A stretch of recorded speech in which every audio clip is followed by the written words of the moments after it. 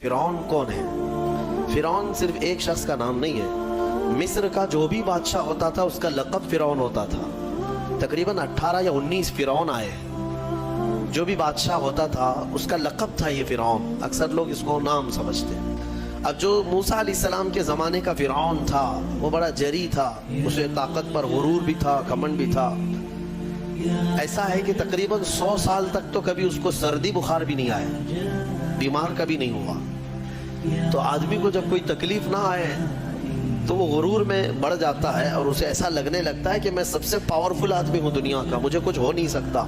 तो यही फिरौन है जिसने अपने ज़माने में ये ऐलान किया था कि लोगों मैं तुम्हारा रब हूँ, तुम्हारा बड़ा रब मैं हूँ, मेरी इबादत करो। बात तो चल रही थी और लोगों को अपनी खिदमत पर मामूर करने की बजाय अपनी इबादत पर मामूर करता था। हजारों लोग उसको सजदा भी करते।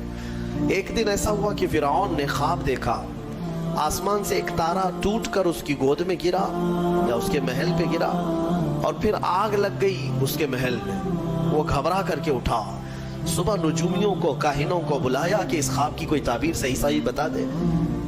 बहुतों ने अलग अलग ताबीरें बताई। फिर जो बड़े माहिर नजूमी थे उन्होंने कहा कि इस ख्वाब की ताबीर ये है कि बनी इसराइल खानदान में एक बच्चा पैदा होगा जो तेरी सल्तनत को हिलाक कर देगा, तेरी सल्तनत के हिलाक करने का बाइस बनेगा।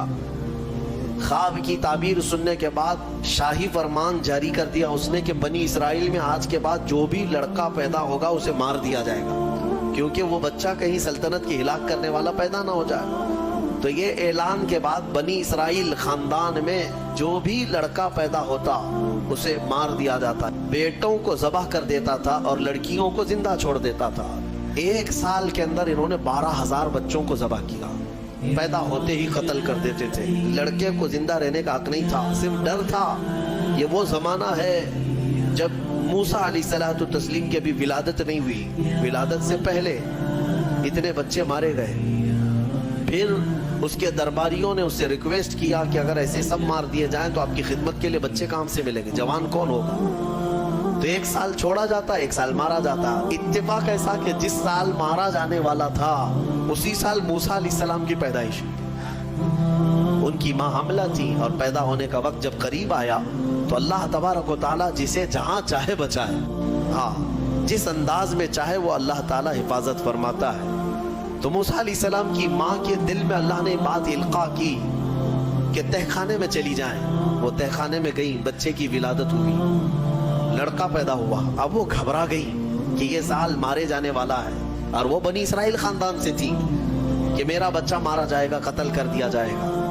तो अल्लाह तबारक व तआला ने उनके दिल में ये बात इल्का की कि एक संदूक ले लो लकड़ी का और उसमें इस बच्चे को डालकर दरिया में बहा दो। भला कोई माँ कैसे बहाएगी?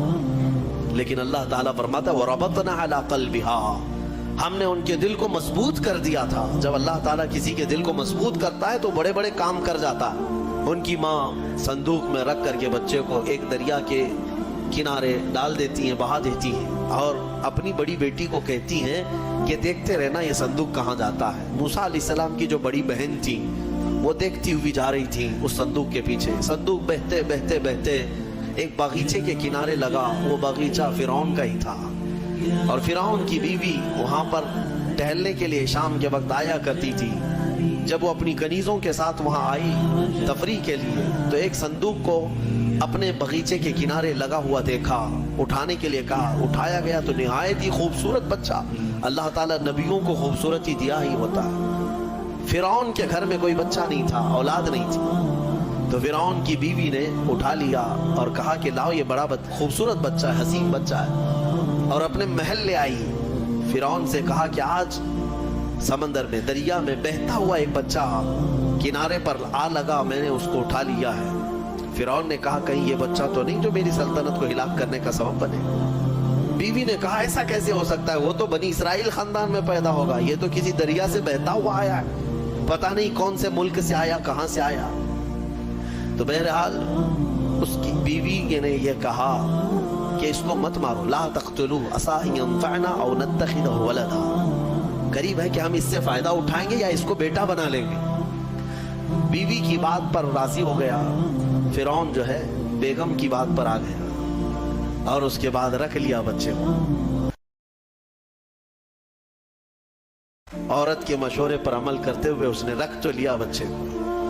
اب پرورش کی جب بات آئی, بچے کو دودھ پلانا ہے, تو تایاں کو بلایا گیا.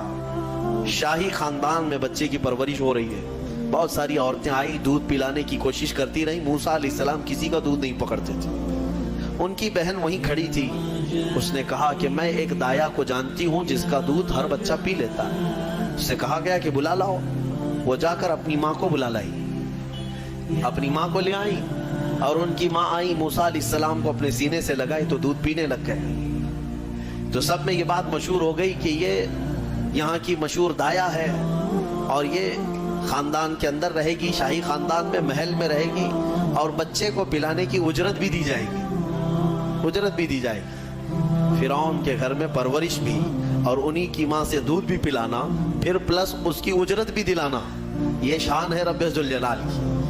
وہ جہاں چاہے جیسے چاہے پرورش فرمائے. حق کی حفاظت کرنا یہ مولا کی شان ہے. خیر, موسیٰ علیہ السلام فرعون کے گھر میں پرورش پاتے رہے.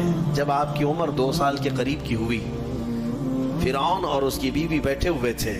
موسیٰ علیہ السلام کھیلتے کھیلتے گود میں آئے اور فرعون کی داڑھی پکڑ کر اس کے منہ پہ تماچا لگا دیا. پہلی مرتبہ کسی نے بادشاہ کے منہ پر تماچا جڑا ہے تو بیٹا گھر کا, لیکن فرعون کو پہلی مرتبہ وہ زناٹے دار جو تھپڑ لگا, ہو سکتا ہے تارے نظر آ گئے ہوں. وہ گھبرا گیا, کہا کہ یہ بچہ ایسا کیسے مجھے مار سکتا ہے, ہاتھ کیسے اٹھا سکتا ہے. دسترخوان سے اٹھ گیا اور کہا اپنی بیوی سے, بیگم مجھے لگتا ہے یہی وہ بچہ ہوگا, یہی بچہ ہوگا جو سلطنت کے ہمارے خلاف جائے گا. پھر بیگم نے کہا ایسا کیسے ہو سکتا ہے, بچہ ہے, چھوٹا ہے, اور لاڑ پیار میں بچے ماں باپ کے ساتھ اس طرح کی حرکتیں کرتے ہیں. فرعون نے کہا نہیں, مجھے چیک کرنا ہے, یہ بچہ جاندار ہے, جانکار ہے, یہ جانتا ہے. تو پھر موسیٰ علیہ السلام کا وہاں پر امتحان لیا ہے. فرعون کی بیوی بچانے پر لگی ہوئی تھی. فرعون نے کہا کہ ٹھیک ہے, دیکھتے ہیں یہ کہ بچے کو سمجھ ہے یا نہیں ہے. امتحان کے لیے بیگم نے کہا ایک کام کرو, ایک برتن میں آگ کے انگارے دہکتے ہوئے کوئلے وہ بھی لائے جائیں, اور ایک برتن میں سفید پھول لائے جائیں. اگر بچہ عقل مند ہوگا تو پھولوں کو پکڑے گا, نہیں تو پھر یہ لال چیز کی طرف بچوں کا ہاتھ زیادہ جاتا ہے, آگ دیکھے گا. کہا ٹھیک ہے, یہ آزمائش کی جائے گی. ایک برتن میں آگ کے لال سرخ انگارے کوئلے لائے گئے, اور ایک برتن میں پھول لائے گئے, دونوں رکھے گئے. موسیٰ علیہ السلام کیا, ہر نبی ماں کے پیٹ سے ہی ہر چیز کو جانتے ہیں.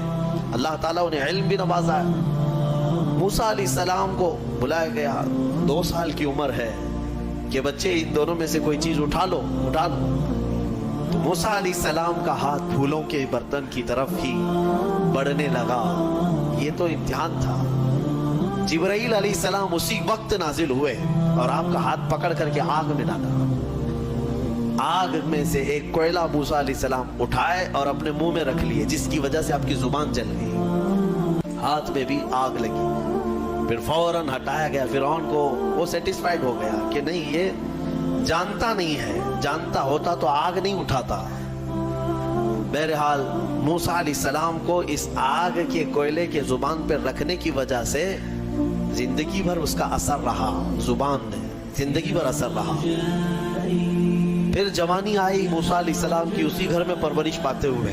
پھر آپ وہاں سے نکلے اور آپ کی ماں نے آپ کو ساری چیزیں بتا دی کہ ہم بنی اسرائیل سے ہیں, نبیوں کا خاندان ہے, اللہ تبارک و تعالیٰ کی عبادت پر ہم ہیں, اور فرعون ظالم ہے اور وہ اپنی پرستش کرواتا ہے, اپنی عبادت کرواتا ہے, لہذا ہم فرعون کے خاندان سے